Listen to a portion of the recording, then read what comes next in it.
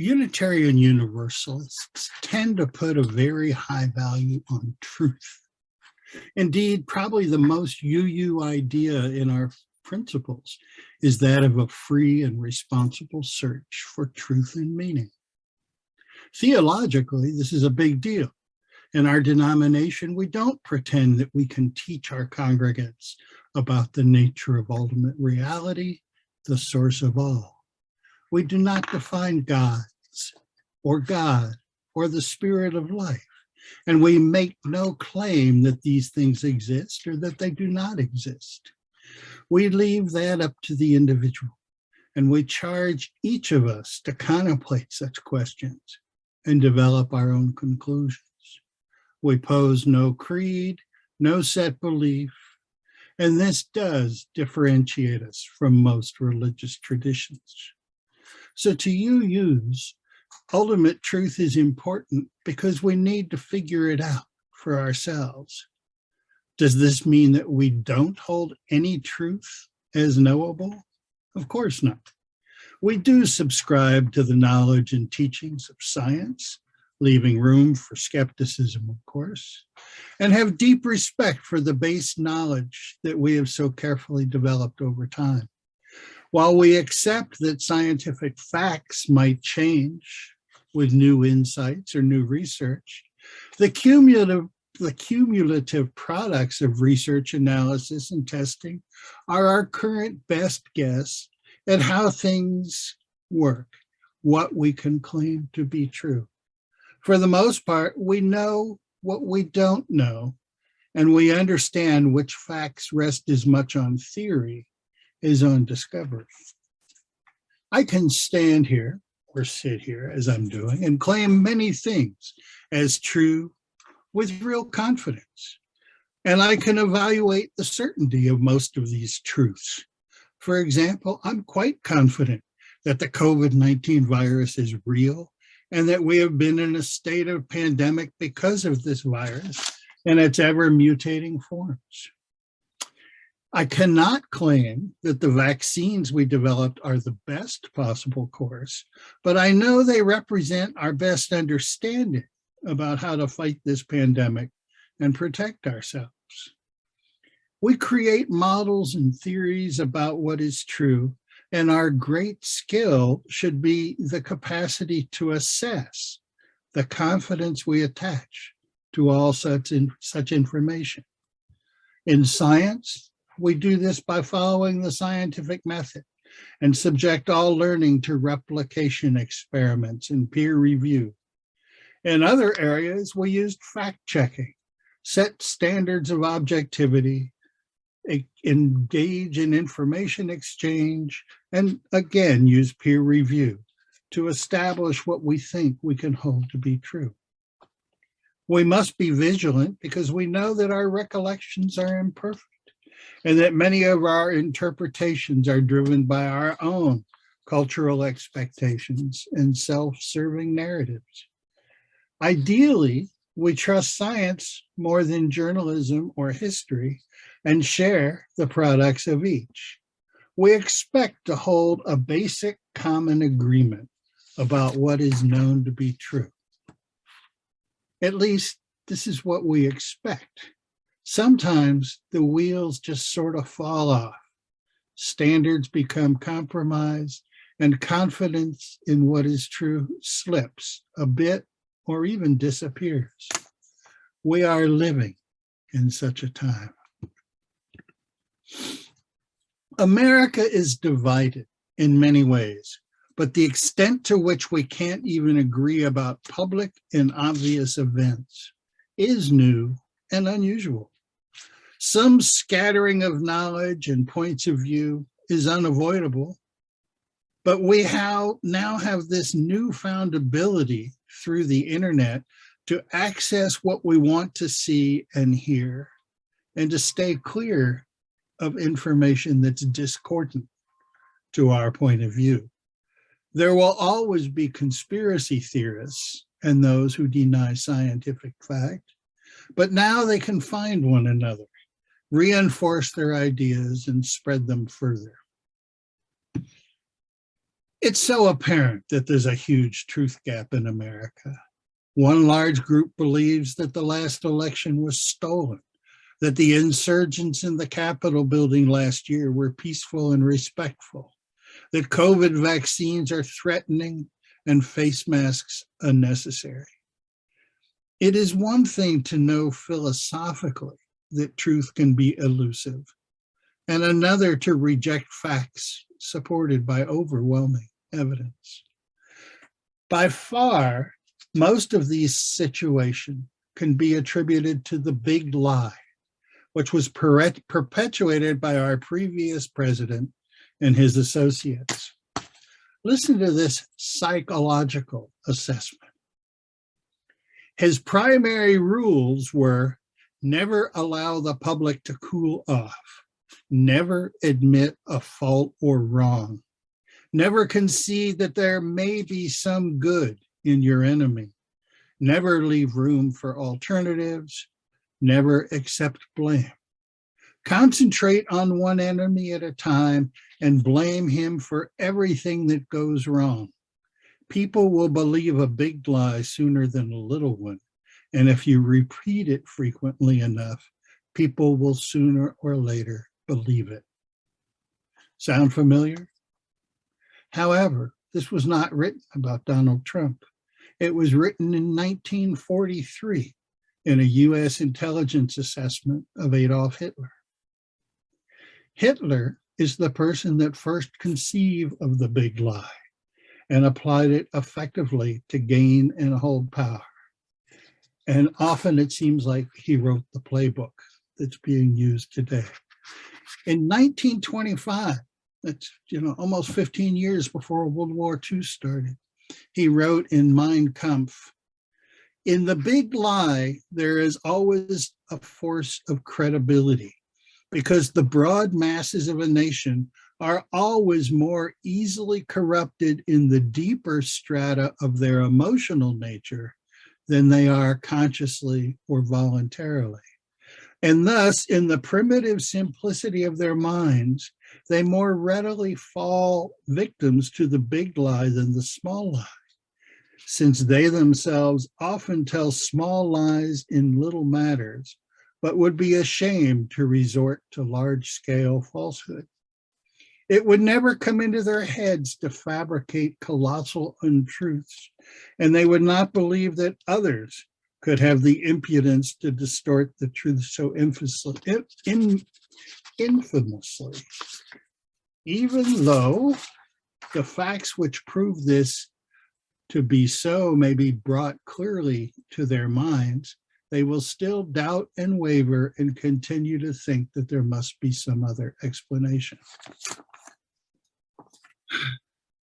I don't frequently bring Adolf Hitler into my things because it's so obvious and emotion-tearing, but these words were just so spot on, I could not ignore them. Hitler's big lie was that Germany was the story that Germany lost World War I because internal forces, especially those of Jews and Marxists, had compromised the military effort. In addition, he accused the Jews of propagating a first big lie by blaming German military leaders for the loss. Hitler's stories were not credible, but it took hold because of the prevalence of anti-Semitism and distrust that already existed in Germany. The propaganda campaign created a situation that allowed for increasing maltreatment of the Jewish people, eventually leading to the Holocaust. The big lie in American life, of course, centers on the claim that Donald Trump won the 2020 election and that Joe Biden's presidency is illegitimate. The alleged mechanism was massive voter fraud, election fraud, which Trump's supporters claim was perpetrated in many different ways. Secondary to this lie is a denial that Trump's interests then attempted to reverse the legitimate election and interfere with the peaceful transfer of power. The events of January 6 at the US Capitol are described mostly as a peaceful protest rather than a violent insurrection. Republican leadership and most conservative media outlets embrace these narratives. Recent polls show that a substantial percentage of Republican voters claim to believe each of these assertions. As in Germany, it seems that people will suspend their better judgment and take the bait of the big lie when it conforms to their preferences. How can we combat the big lie? The scary answer is that for the moment, there is little we can do that would be immediately effective. Over time, consistently avoiding any statement or action consistent with the lie is important. The struggle to protect voting rights is critical, as they are being threatened because of the big lie. And helping as many as possible get to the polls under whatever rules exist is also a powerful counterpressure. Adam Kinzinger from Illinois recently remarked, "The thing that's most concerning is that it has endured in the face of all evidence. And I've gotten to wonder if there actually is any evidence that would change certain people's minds." And that's scary. I find another trend as upsetting: the propensity to gravitate towards race-tinged understandings of events. While I never have heard the Republicans directly name race as a factor in the steal of 2020, almost all of the measures they are taking to change the status quo affect persons of color disproportionately. State legislatures are working to restrict African American access to voting in the name of protection against fraud. Measures to limit absentee ballots, voting by mail, early voting, and polling place hours. This is strategic, of course, because as a rule, African American vote has been mostly Democratic. But the exclusion of Blacks from our elections can only work if the public believes and accepts the idea that African American voters are the main perpetrators of election fraud, or if they feel that African Americans are less entitled to vote. So any action we see along these lines suggests that all of the race wars are still active. Racism continues to play a huge role in the political dialogue, either as an explicit topic or as an undercurrent to other issues. The clearest example is the high visibility of white supremacist groups at conservative actions and protests. Less obvious but persistent is racist messaging that continues to highlight crime and urban problems over other social issues, and a steady stream of what might be called dog whistles. One indication is the attempt to cleanse race and racism from the public dialogue entirely. A strong narrative holds that any attempts to overtly deal with race and bring it into the discussion are divisive, which is held to be a terribly un-American thing. New attempts to limit or purge slavery and segregation from what is taught in history class, that's gained a lot of traction. Cleansing textbooks of controversial material is not new, and it's contributed to our ignorance. To fight this, there was a push to bring back African American and Native American history into school curricula, because many believe that we must face our history and heritage before we can move forward and restore race relations.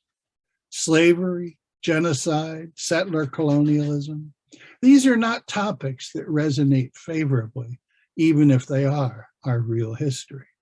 The backlash demanding their removal is framed with arguments that we should not make our children uncomfortable or make them feel shame. Critical race theory emerged as an especially sensitive hot button issue. And this makes little sense, as critical race theory was an academic discussion that lived mostly in law schools and in legal writing. But as the article by Patricia Williams that Julia just read described, it was intentionally transformed to represent a force bringing social damage and harm to America.